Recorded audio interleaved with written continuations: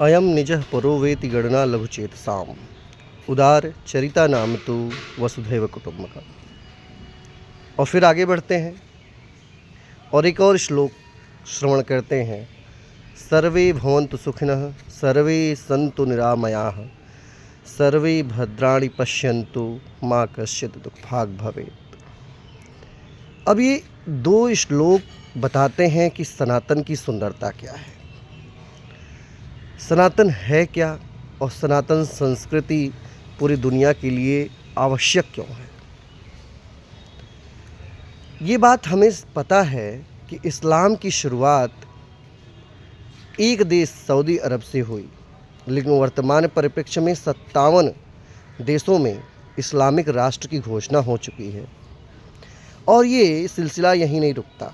वर्तमान समय में ऑस्ट्रिया, ब्रिटेन, ऑस्ट्रेलिया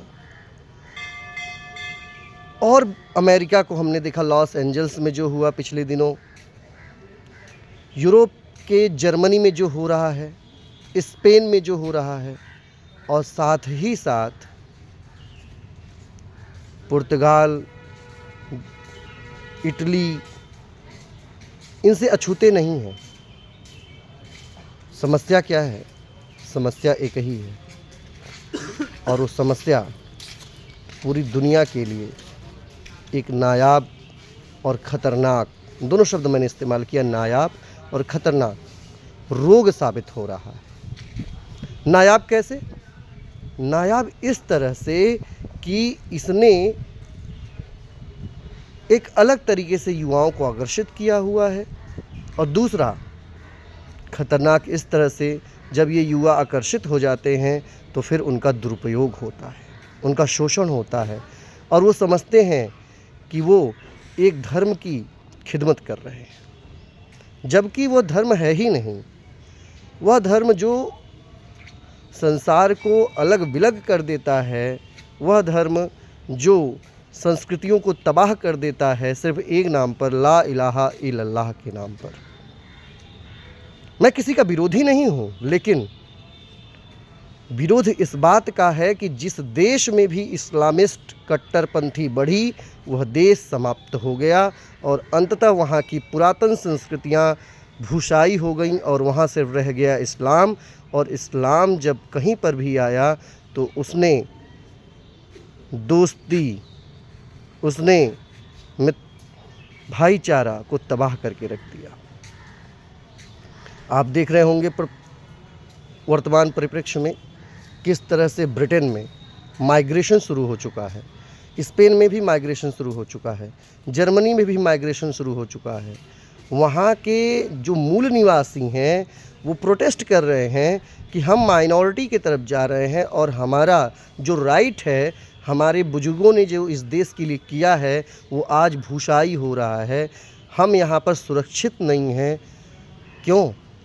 क्योंकि वहाँ पर इस्लाम ने अपनी असलियत दिखानी शुरू कर दी है।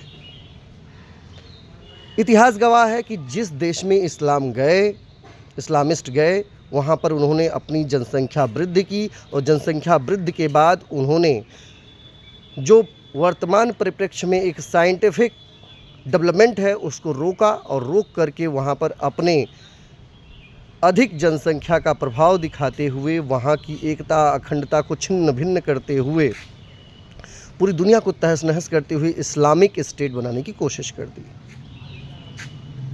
भारत की ही बात कर लें।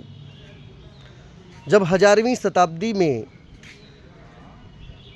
ये कहा गया कि गजवाए हिंद, तो लोगों ने बड़ा इसका मखौल उड़ाया, गजवाए हिंद कैसे किया जा सकता है। लेकिन देखिए, गजवाए हिंद के रास्ते में भारत के 4 प्रांतों को पूर्ण इस्लामिक राष्ट्र बनाया जा चुका है। अफ़गानिस्तान भारत का हिस्सा रहा, और एक इस्लामिक राष्ट्र के रूप में देखने को मिल रहा है। मालदीव भारत का हिस्सा था, लेकिन वह एक इस्लामिक राष्ट्र के रूप में देखने को मिल रहा है। तो वहीं पर हम देखते हैं कि पाकिस्तान और बांग्लादेश, ये भी एक इस्लामिक राष्ट्र के रूप में नज़र आते हैं 1947 के बाद, और 1971 में बांग्लादेश। अब असामान्य तरीके से नेपाल, भूटान, म्यांमार, भारत, श्रीलंका, यहाँ पर भी धीरे धीरे इस्लामिक कट्टरपंथी चरमपंथी बढ़ती जा रही है। हम ये भी देख रहे हैं कि किस तरीके से इस्लामिज़्म अपने बड़े स्तर पर भारत जैसे देश में या नेपाल देश में अपनी कट्टरता बढ़ाता जा रहा है। भारत में तो हम ये भी देखते हैं कि दुनिया के सबसे ज़्यादा इस्लामिस्ट भारत में रहते हैं। लोग कहते हैं कि भारत में शांति है, यहाँ पर सबसे ज़्यादा इस्लामिस्ट रहते हैं, उसके बावजूद नहीं, ये गलत है। भारत में शांति इस्लामिस्ट के लोगों के कारण नहीं है, भारत में शांति यहाँ पर बहुसंख्यक सनातनियों के कारण है। और जिस दिन ये बहुसंख्यक सनातनी यहाँ पर अल्पसंख्यक होंगे, उस परिप्रेक्ष्य में यहाँ पर न लोकतंत्र होगा और न ही शांति होगी, न ही भाईचारा होगा, वो ऑटोमेटिक समाप्त हो जाएगा। और ये देखने को भी मिलता है कि भारत के जिन जिन प्रांतों में या जिन ज़िलों में या जिन मोहल्लों में इस्लामिस्ट लोगों की संख्या बढ़ी है, वहाँ पर किस तरह से हिंदू अपने ही देश में अपनी अस्मिता बचाने के लिए वहाँ से माइग्रेट करना शुरू कर दिए। 1990 के दशक में हमने कश्मीर का हालत देखा ही था, कितना बद से बदतर हो गया था, जहाँ पर कश्मीरी पंडितों को रातों रात अपना घर, अपना द्वार, अपना जागीर, अपनी जायदाद सब छोड़ करके अपनी जान बचाते हुए और तो और अपने परिवार की जान बचाते हुए उन्हें भागना पड़ा था अपने ही देश से।